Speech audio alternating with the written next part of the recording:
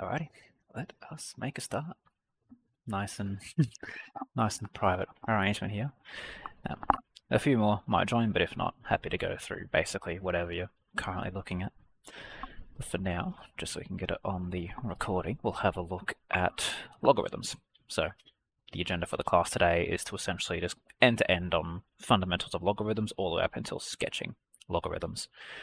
So let's take a look. Logarithms are directly related to exponential functions. In fact, they are specifically the inverse of a exponential. So basically, if you have some exponential y equals a to the power of x, it's the logarithm is essentially the flip of that. So whatever's in the power goes down as the equal sign. Whatever the base is remains the base of the logarithm, and whatever the y is going to go inside of the brackets. Fundamentally, all you're doing is swapping the terms around. Probably the easiest way to remember where the terms go is to remember that the logarithm is the inverse of the exponential. So if you think about how you would do inverses, what you essentially do is you start by swapping the x and y and then rearranging for the y. So you'll notice you swap your x and y, and when you rearrange to get y on its own, you would have to take the log of both sides, and we'll see what that looks like in a bit with more detail, which is right here apparently. So yeah, you start by swapping the x and y, so this becomes this, and the only way to get the y back on its own is to convert to an equivalent logarithm form. That's fundamentally it. So it's a nice little way of remembering, hey, where do the actual terms go? I typically focus on the base of both of them. That's like the anchor as far as memory goes, because they're called the same base. They're called the same thing. Base of logarithm is the same thing as base of exponential. Then everything else is essentially based on memory. This will be a nice way of putting it, because now there's no like y necessarily. And so if you just remember this sort of little statement here, you can see, oh yeah, x is going to go down there, and then, well, these things are both the same as y. But okay. There's a few different types of logarithms that can come up. By far the most common of them is going to be the natural logarithm. That's when you have a base of e in your logarithm. E is a specific number, Euler's number. That's roughly 2.7. It's kind of like pi. Our pi is roughly 3.14. On the CADs, it'll appear as ln, standing for natural log, even though they kind of flip the order of the letters around. I guess they kept the L in front just so it still looks like L for log.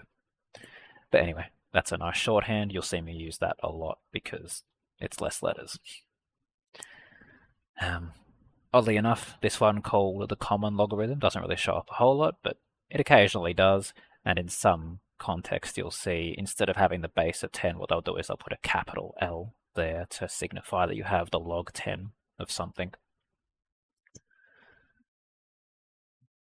Just like how there are index laws for exponential, there's also logarithm laws for logarithms, right? They basically behave the same way. In fact, at least the first two of these laws are the equivalent of the exponential way, in the sense that when you have multiplication of things with same base, you add the powers. It's a very similar thing for logarithms. When you have a log that has a multiplication of something in the bracket, you can split that up into two separate logarithms that are the addition of the two products on the inside. It works both ways as well. So if you start with this, you can get to the left. If you start at the left, you can go to the right. It's probably worth pointing out at this stage that the logarithm laws only really work if you have the same base logarithm. It's the exact same scenario with exponentials, right? Exponentials, the index laws only really work if you have the same base. That is also true of the logarithm. So you'll notice that in all these circumstances, they all have base a, whatever a happens to be. Quotient law, so whenever you have division of terms, you split that up as a subtraction. That's also very similar to index laws. This one probably has some index law stuff to do with it. I don't really see exactly where it's come from. But fundamentally, the idea is that if the entire set of brackets of your logarithm is raised to a power, you can bring that power out the front of the logarithm, like so. Those are the three main ones that you use pretty much always in most circumstances. These are slightly rarer. They pretty much go down in order of rarity. The most common of which is going to be when you have the same base and bracket, that logarithm will always end up equaling 1.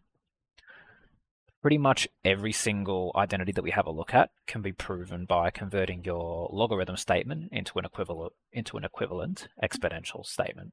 And that will, well, you don't have to do it to prove it. This is more so if you're curious as to why these things are the way they are. And it helps because you might, like some of these identities look quite similar, right? Having like log AA equals 1, log A1 equals 0. Like you got some A's, you got some 1s.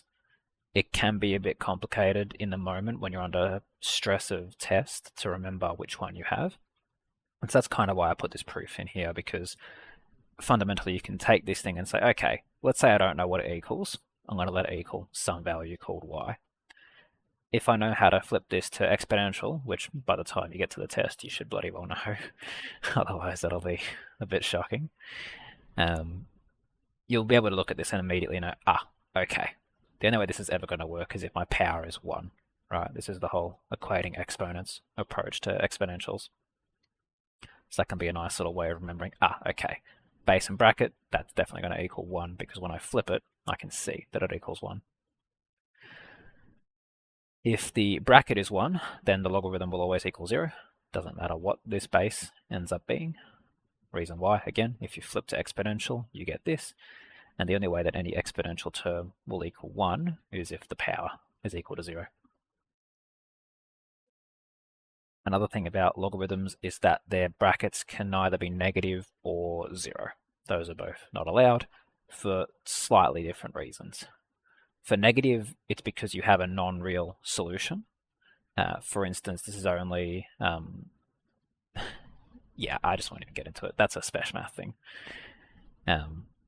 If you convert your exponential form, you'll notice that there's pretty much no way you'll be able to choose a specific power of y to get a negative, unless the base was negative, but we'll leave that. As I said before, bracket can't be 0. More specifically is because it's undefined rather than non-real. Now, feel free to understand the nuance between both of those, non-real solution and undefined. Undefined basically just means you've got potentially some sort of divide by 0, but more specifically, you're approaching some sort of asymptote.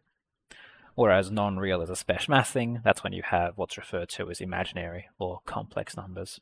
So that'll only matter to some of you. If you want to be very specific with how you give your answer, then you would call this one undefined and this one non-real. But for the most case, it shouldn't matter.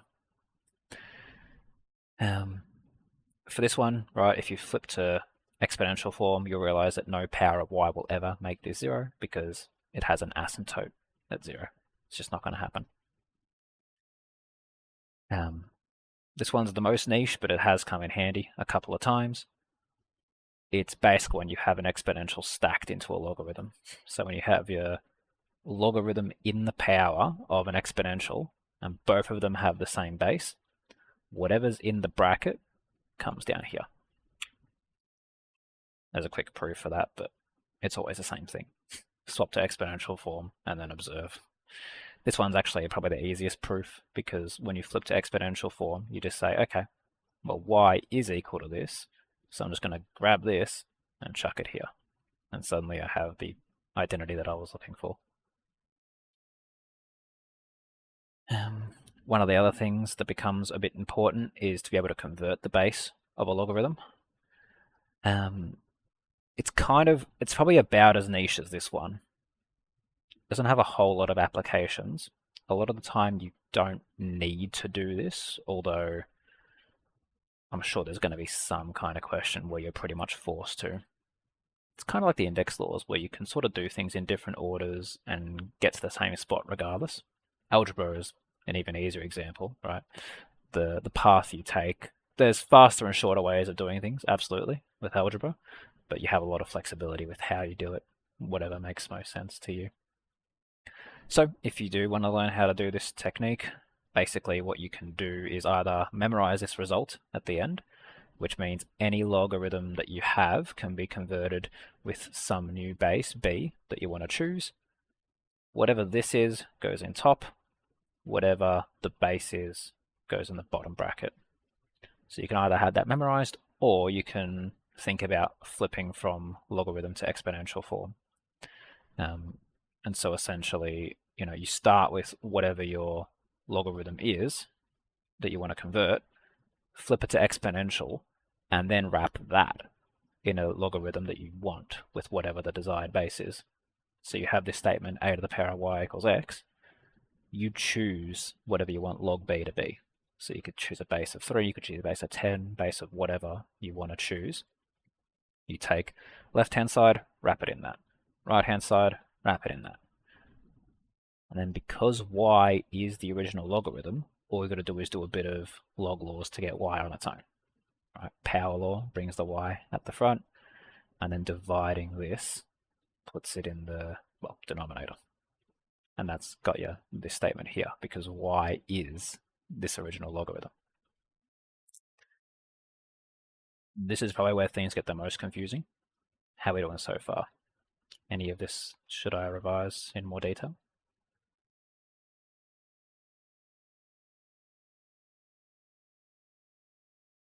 If not, feel free to chat something in the chat or hop off mute. Yeah, it's kind of hard to give key examples for this one because there's so many different things. So what I've essentially done is provided work solutions to the entire chapter, and then you can see there's no, I do a sort of regular way of approaching things where I do things in order of importance as far as what to simplify first and when. You kind of just need to get a feel for that though. And so if simplifying logarithms is a bit tough, feel free to sort of refer to this guide that's also in the relevant module. Not only do you have the notes on this, but you have the work solutions, at least for Unit 1 and 2 specifically, but it's the same as Unit 3, 4. All right, that's solving logarithms. Nice. Now we can move on to sketching. So, general form of a logarithm. Looks very similar to your other types of graphs. You got some dilation factors, you got some translation factors. The only thing that's a bit weird about logarithm is that you have this new term in there that does impact the overall shape, called the base. It's the same thing with exponentials, where the base is an additional type of... It's probably not true to call it a transformation factor. It behaves in a couple of different ways. It behaves kind of like dilating, and in some circumstances it behaves kind of like reflecting. We'll see what that looks like. Easiest way to remember the shape of a logarithm is to just remember that it's the inverse of the exponential. I feel like exponential stuff is more common in nature. We kind of intuitively understand when something is exponentially increasing, it is increasing at a faster rate as it increases. So this sort of shape is kind of, I find most people are more intuitive with this, whereas logarithms, it's a lot more niche to know what a logarithm looks like or feels like in the real world. And so probably the easiest way to understand it is just say, okay, exponential looks like that, so the inverse of that would therefore look like the blue line. Inverse, of course, being the reflection in the line y equals x. As you might notice, because of this reflection, it basically inherits the asymptote of the exponential. Although specifically when you do inverses, you're essentially swapping the x and y variable, which is why instead of having a y asymptote like the exponential does, it has an x asymptote, so vertical asymptote.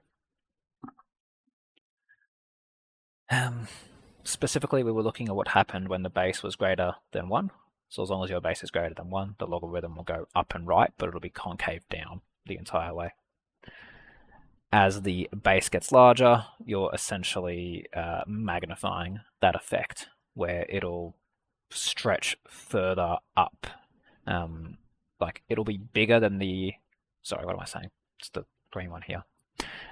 It'll stretch further along the x-axis, and stretching further along the x-axis means that it ends up being a bit shorter than the other one.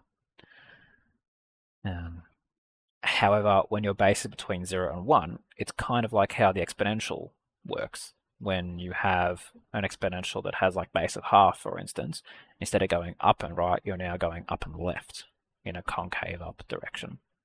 So when you do that flip in the line y equals x, you suddenly observe the blue logarithm line is essentially flipped vertically. Right? It used to go up and right, now it's going down and right. So just like how different base or base between 0 and 1 will flip an exponential horizontally, a base between 0 and 1 will flip a logarithm vertically. Again, we're noticing this symmetry between the x and y because of the inverse nature of them. And then as base gets smaller, you observe a similar effect. Dilation factors, again, we're kind of stretching, although it's a little bit, yeah, it's basically the same thing. Different dilate factor, depending on where the logarithm is located, horizontally speaking, the dilate factor might change where your y-intercept is, simply because you're stretching it further upwards. But pretty much none of these matter as far as drawing by hand. It only really plays a role if you have to do both on the same axis, which is a fairly rare circumstance, at least until investigations came into play.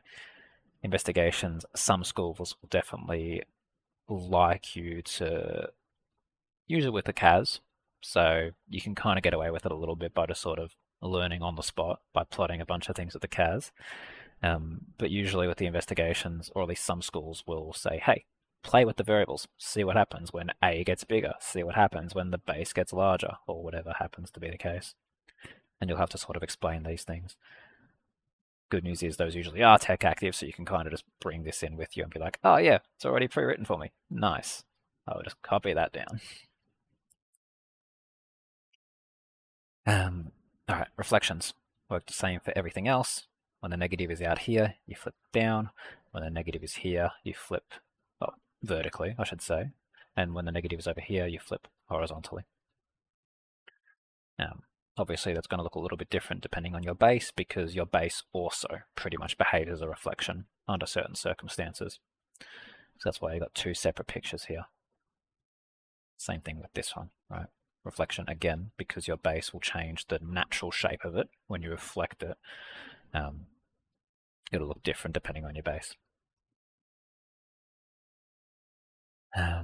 The only real translation term that matters is going to be a horizontal translation, at least as far as sketching by hand without a CAS. And that's because your horizontal translation will set the location of your vertical asymptote. So you normally start the vertical asymptote at x equals 0. If you're shifting 2 to the right, then, well, your asymptote is now at x equals 2. The behavior here is the same as every other function, by the way. X minus h is a shift right, x plus h is a shift left. Right? X plus 2, shifting left by 2.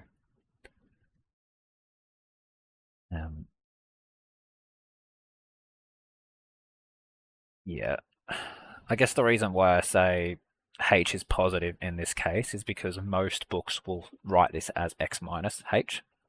And so even though this says x minus 2, because it's minus h here, it's minus 2. The value of h is 2. The fact that there's a minus sign already out there doesn't necessarily imply that h is a negative. So this only really matters if the question asks you what is the value of h. As long as you understand that when you have x minus a thing, it goes right, and x plus a thing, it goes left. That'll help you in 90% of cases. Vertical translations, shift up and down as they normally would. Plus is up, minus is down. Pretty much does nothing to the graph as far as how you do it by hand. You're drawing the same shape, you're just changing what the number is that it cuts through. And here's the overall summary as to how we do it by hand. So the only real things we care about is getting the overall shape correct, figuring out where the vertical asymptote is. It's going to be whatever this h value is, or more specifically the horizontal translation term. We get x-intercepts by setting y equals 0. That's going to eventually require a flip to exponential form. So basically you would get the logarithm on its own by subtracting the c and dividing the a. That's this bit. And then once you got the logarithm on its own, you flip the terms. Base of log is the same as base of exponential. The thing it equals goes in the power. The thing in the brackets goes out the front. And you continue to rearrange for x, and then whatever all these numbers are will condense down into something. And that becomes your answer. Y-intercept, super easy. X equals 0, and you pretty much just leave it like that. There is no flipping to exponential to try and simplify this. Usually you're pretty happy with this one because you just plug in one number, one line later, you've got exactly what you wanted. Here is the overall framework. Before we run an example, does anyone want me to clarify anything I've discussed?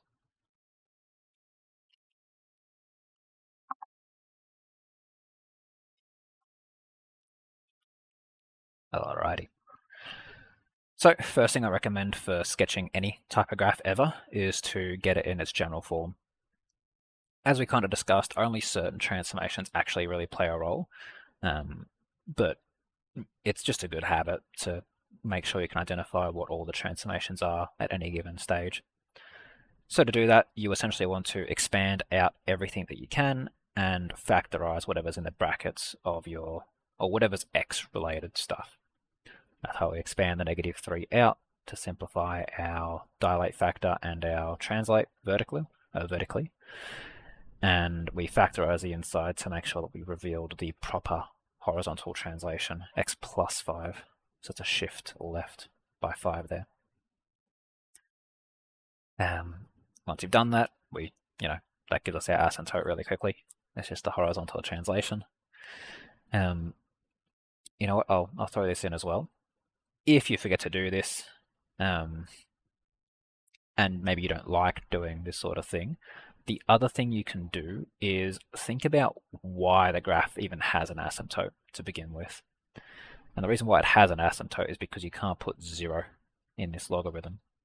And so essentially, if you want to figure out the x value that would cause an asymptote, you just take whatever these brackets are and make it equal 0. If you imagine doing 2x plus 10 equals 0, you're very quickly going to find x equals -5 will achieve that. Because -5 times 2 gives you -10. -10 plus 10 gives you 0. That's why you got -5 as an asymptote. I wouldn't necessarily recommend that as the first point of call, but now that I've said it, maybe you've got at least one other way of doing this, just in case you forget the other one. Overall shape, that's going to be based on both the base of the logarithm and any negative signs that you see. Natural log, you've got to kind of remember, is a base of e, which means roughly 2.7, which is greater than 1. So we're naturally doing up and right, concave down. However, we also have this negative that's associated with it. So instead of doing up and right, concave down, we're now doing down and right, concave down. You've got this negative sign that flips it vertically. There's basically, if you draw the shape ahead of time, there's a couple of ways you can do it. One is where you draw it so it cuts through the bottom, the left and the bottom. The other way you draw it is whether it cuts through the top and right. This is kind of why I don't recommend drawing the shape, or at least committing to the shape, too early. You would draw this kind of lightly, so you can erase it just in case it actually goes up top. Because solving these actual values can be kind of complicated to see what they actually are, whether they're a positive or a negative number, which is why you still want to know the overall shape so you can quickly see whether you even have intercepts or not. But draw it light so you can erase if you put it in the wrong quadrant. But as for solving them, pretty chill. As I said before, x equals 0, y equals 0. Obviously, one of these is significantly harder than the other. So yeah, again, rearrange, get the logarithm on its own. -1 divided by -3. Flip the logarithm to an exponential, and then get that on its own. So you can see, just kind of looking at that, it's pretty hard maybe to tell what that's going to be. you have to do a little bit of effort, at least, to figure it out, whether that's a positive or a negative number. Um, Obviously, I've shown you what it is, but if you're doing a tech-free, you don't really have that privilege. And then x equals 0, this one's even worse to figure out what it is, right? Like, negative on logarithm doesn't necessarily mean it's a negative number. So to figure out whether you had a positive or a negative, it's a little bit easier to do this one than it is for this one. But yeah, once you have those spots, obviously you're just going to label them. Now, as for how you can figure out is this positive or is this negative or whatever, when looking at the exponential term, you've got to know that e is roughly 2.7. Otherwise, you're going to have a really tough time estimating what's likely to be the case here. So, e is roughly 2.7. Power of a third just means the cube root of a thing. So cube root of 2.7 is going to bring it down to like 1 point something or other, right? Something times something times something gets you to 2.7. It's going to be roughly in the 1 point-ish range. That's going to get halved again, and then you're going to subtract a 5 off of it. We're pretty confident it's going to be a negative after having achieved that. And so for that reason, you put it on where the negative part of the x-axis would be. And because you know this goes negative, you know this one also has to go negative. There's no other possibility. There's no way you can bounce off of this and then come back through to get a positive y value. You're now drawing a completely different graph and going out of your way to achieve that. Yeah, and if you have a restricted domain, it's the same thing with everything else. Just plug in the x values, get the corresponding y values, and then chop the graph off with your dark and open circles, depending on if you have square or rounded brackets. Cool. All right, that's about it. Any questions on any of that? Oh, in fact, I'll even start it now. We'll open up some breakout rooms. Chris, can we just go through an example of how to convert the base of a log? How to convert? Oh, yeah, sure. If we could just work through an example together. Yeah, certainly. Give me some random logarithm that you want to convert. I'll show you it works for everything. Let's say log 5 of 20. Log 520. Okay. Log 520. Cool. All right. Let's scroll back up to... Oh, wait, it's over this one. Never mind. Okay, converting base of a logarithm. So if you have a look at step 1 there, it says convert logarithm to an equivalent exponential statement. What do you think that means when we have this?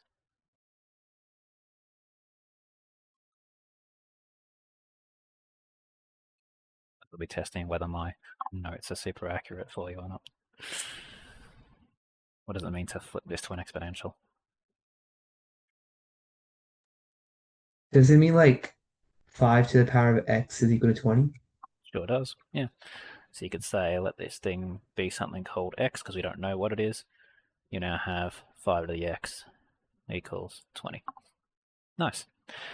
All right, step 2 says apply log b of x to both sides of the exponential equation, where b is the new desired base. Yeah, what does that mean to you? Let's say you want a target base of 7. What are we going to do?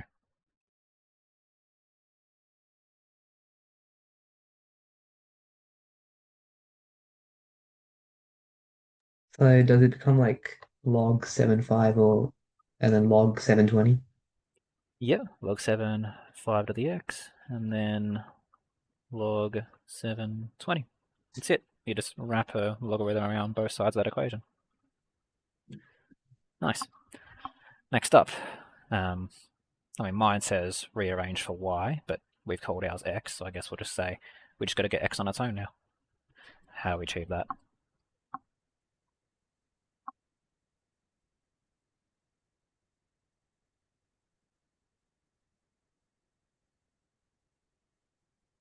We have to get rid of the logs, which Uh, actually Not no. particularly. No, I'm not sure what to do next from here. Okay. I'll show you where the log laws are. In fact, they're right here. I didn't have to scroll that far up, jeez. There we go. Alright, so it's one of these three that'll help us out. Logarithm laws. What do you think is applicable in this circumstance if you want to get x on its own? We can take x out of the log 7/5. Sounds good to me. X log 7/5 is equal to log 7/20. Alright, last but not least, x on its own. What are we going to do?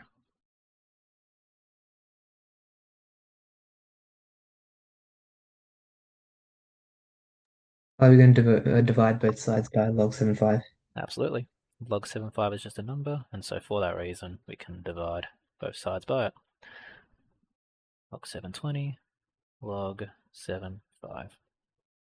And we're done. The reason why we're done is because we initially had this statement that said log 5 of 20 is equal to x. So everywhere that you see x in this was log 5/20. X got on its own. So log 5/20 is the same as this division of logs with a completely different base. We've effectively converted the base of the log. That's the procedure that you follow if memorizing a formula is a bit much. Like I don't have that formula memorized, just perfectly honest, because converting to a log is something you have to do no matter what, or something you have to learn no matter what. And so I feel like this is a much more palatable way of knowing how to convert the base because it uses skills you'll already have to know for methods, at least if you want to do well in logarithms and exponentials. Clear enough the procedure there? Yeah, thank you. Nice. Any other questions that we should have a look at?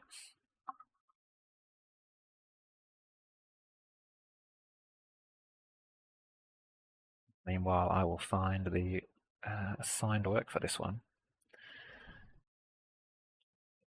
Fine, it's that. Cool, easy. What are we looking at? 1, 2, 3.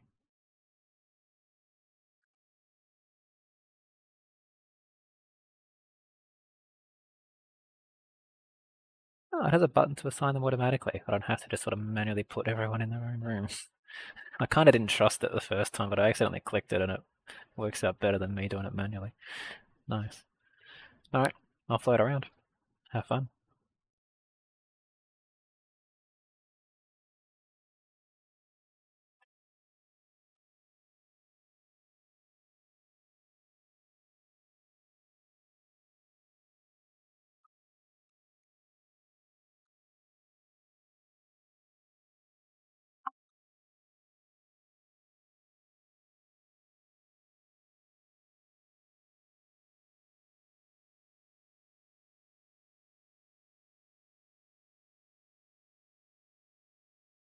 Hey, hey. How's it going, Pia? Hey, Going good? yeah. Yeah, fair enough. Um, yeah.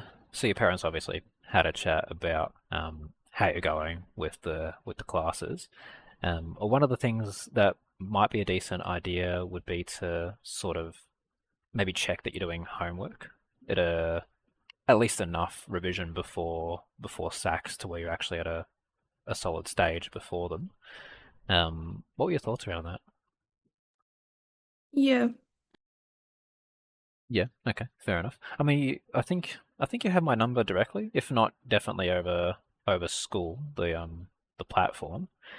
Um, yeah, I mean, yeah, I guess I'll whenever you're doing work, if there's anything you want me to clarify, you can send it through like that. Or if you just want to be like, hey, this is what I'm currently doing, am I doing the right stuff? By all means, I'll just sort of do a quick check off, like, yep, well done, yeah, making progress.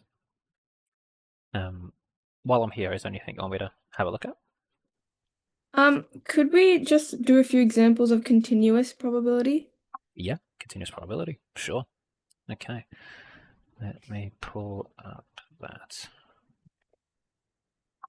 Okay, I'll just try to get my other camera in. 1. All right, continuous probability. So there's a fair few little topics in continuous. You've got solving basic probabilities between different ranges. You've got like solving upper bounds and lower bounds. You've got the statistics like mean, median, all that sort of stuff. Do you know anything in particular that you want to have a look at? It's like the questions that you have to do the integral and stuff. It's 15C. 15C, okay. Yeah, that'll be easier then. We can go straight into that. Okay, let's have a look.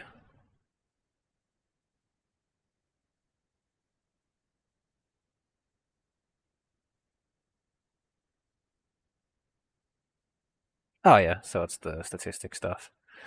Whereabouts did things start getting weird? 7. 7, okay. Find the interquartile range, find mean and variance. Okay. Both of those were weird? Yeah. Yep, okay. So interquartile range, we'll need to have a look at from this. So interquartile range is essentially solving this, which basically means you're going to go through and do both of these integrals, solve for the a and b, so the upper bounds of those integrals, and then do a subtraction between them. So actually solving these integrals, have you give that kind of thing a shot before? Yeah. Okay. Is that challenging to solve these integrals? No, it's like setting them up, which is more challenging than the actual thing. Okay, setting them up is the challenge then.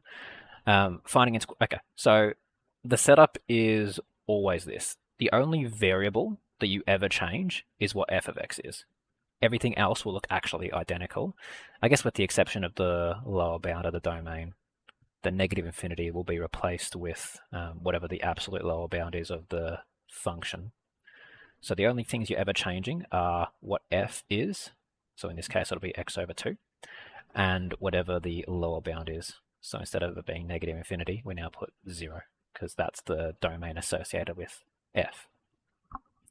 So the two integrals that we would have to create in this case are going to be integral a0 of x over 2, and we said that that one was 0.25. We can do like a quarter because fractions are usually a bit nicer to work with there. And then for this one, all you're doing is change the letter to b. Still going to be 0, still going to be x over 2 for that, but now you're equaling 0.75, or well, 3/4. So you got integral b 0, x over 2 equals 3 over 4. Those are the two integrals you end up solving. Clear enough what terms you have to play with and which ones stay the same? Yeah. Cool. All right, that's that then. Mean and variance. Cool. So mean and variance. Well, here's the mean. Basically, again, the only things that are going to change here is whatever f of x is. So we already know that's going to be x on 2. And then the domain. Right, these infinities are just there to assume. I guess maybe I could have a little statement in here that says maximal domain, but that might be more confusing. Yeah, I don't know. What would be a better way? Maybe in the actual statement I should say, well, do I? Let's have a look. What do I say in here?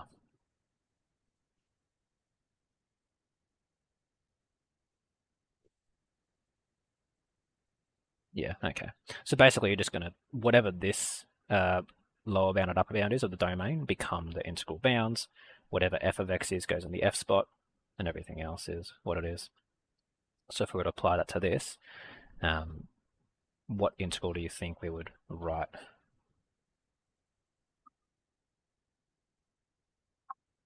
So we've already, in fact, I'll write down the function just so you can have it all on the same page. You got x on 2, then you got a domain of 0 to 2. And the thing that we want, the mean, is always integral of maximal domain of x f of x. So based on that, what do you think we do to calculate mean? What integral? Would we replace the infinity with like a pronumeral? Not a pronumeral, not quite. we replace both of the boundaries. So with the pronumeral, that was the previous thing when you're doing percentiles.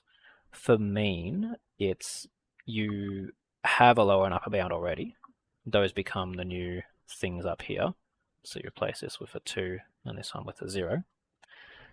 And then f of x, well, that's probably the obvious one, which is you replace it with whatever f of x is. And so in total, you got 2, 0, x and x makes x squared, divide by 2, and then you're just solving that integral like you've done with calculus. So yeah, when it comes to only median and like percentile type stuff is going to have a pronumeral in the integral boundaries. Everything else is going to rely on using the maximal domain of the function that you're provided. Okay? Yeah. Nice. And then variance, I think that was, yeah, variance comes up.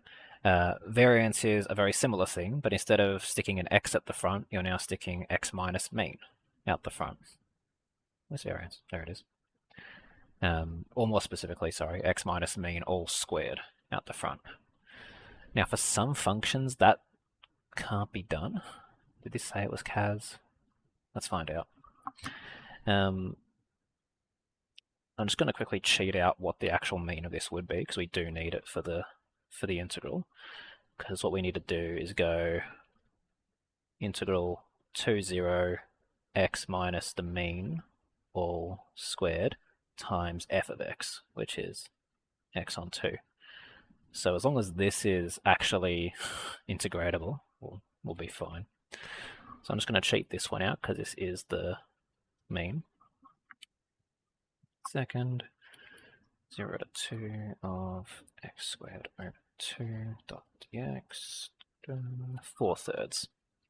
So we're looking at doing 2 to 0, x minus 4/3 squared, x on 2. You would then just expand that out. So I'm just going to, again, cheat that one out just to save a little bit of time. All squared.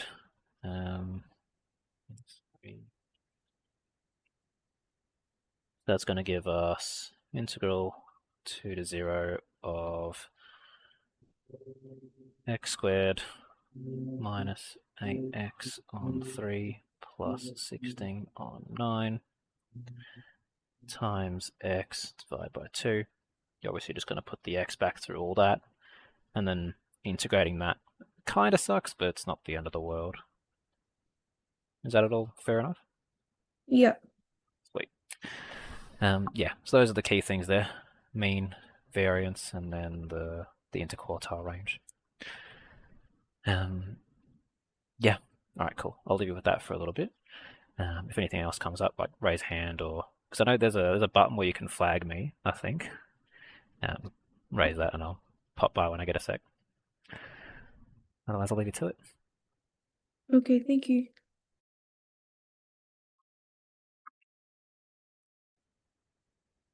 Hello. How's it going?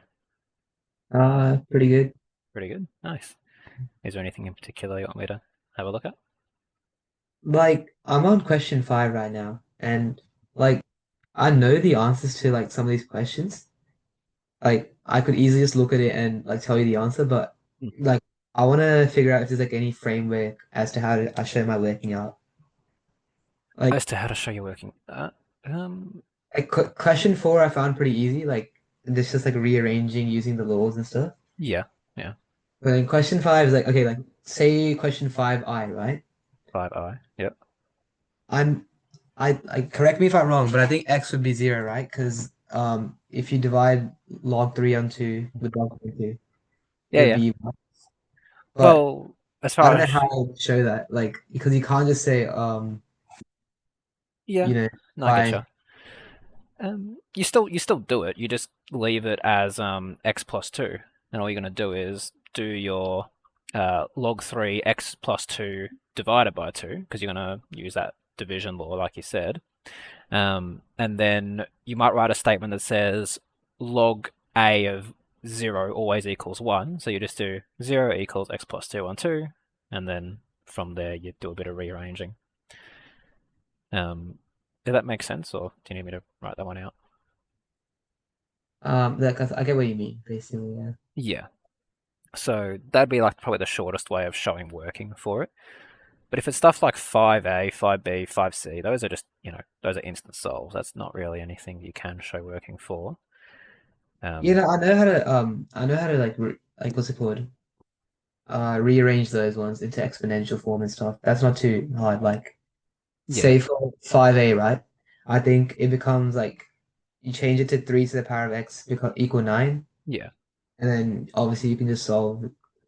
Well, you can just say that 3 to x is equal to 3 squared, and then x is equal to 2. yeah, yeah, correct. Like, I'll honestly say even those you can go straight to answer.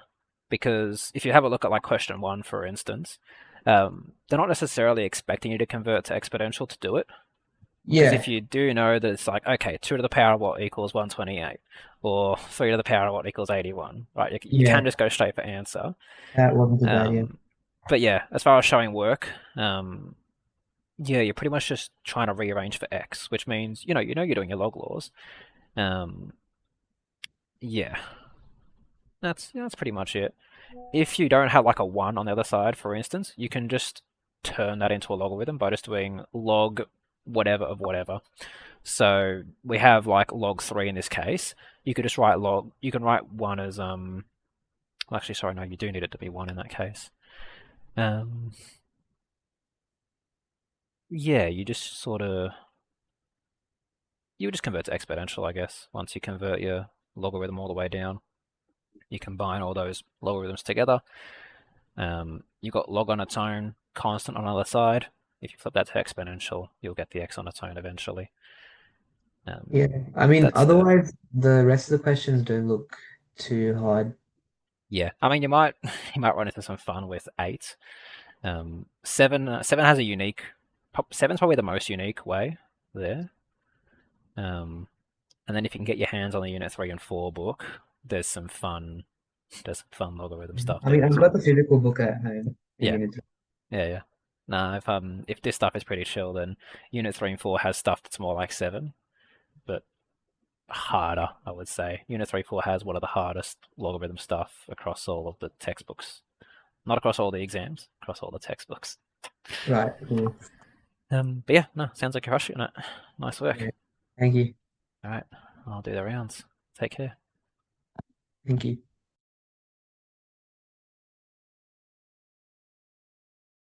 Hello. How's it going, Shiloh? Did I scare you again? Oh, I lost you. Sorry. I lost you in like 50 million slides. Anyways, hello, Chris. I'm all good, actually. It's not too bad right now. I understand what's happening, especially with the chapter. You wanted to work on 13E, right? Yes, I think it was. Oh, geez, what did I even write? I think it was like 13EFG? Okay, 13EF, 13. and yeah, F and G. Because E is solving logarithms, F is Oh, inequalities, and G is the sketching. okay, I'll do the G after then. I was just Yeah, doing writing some of the rules down, the ones that you wrote, and then I just looked at the textbook a little bit. nice. Is there anything you want me to have a look at while I'm here, or are you all good? Actually, everything's like all good right now. Nice. So, That's awesome. yeah. Sweet. I think there's a button in there in like the more options if you need to like flag my attention or something like that. Oh, more. Otherwise, yeah, maybe Oh, that's. like ask for help? Yeah, I think that might be the one. Yeah. So if anything comes up throughout the Okay. rest of the thing, maybe just like raise that and I'll jump in as long as I'm not having a look at someone else's thing. Oh, okay. That's all Easy. good. All right, I'll leave you to it then. All Have fun. right. Bye-bye. Bye.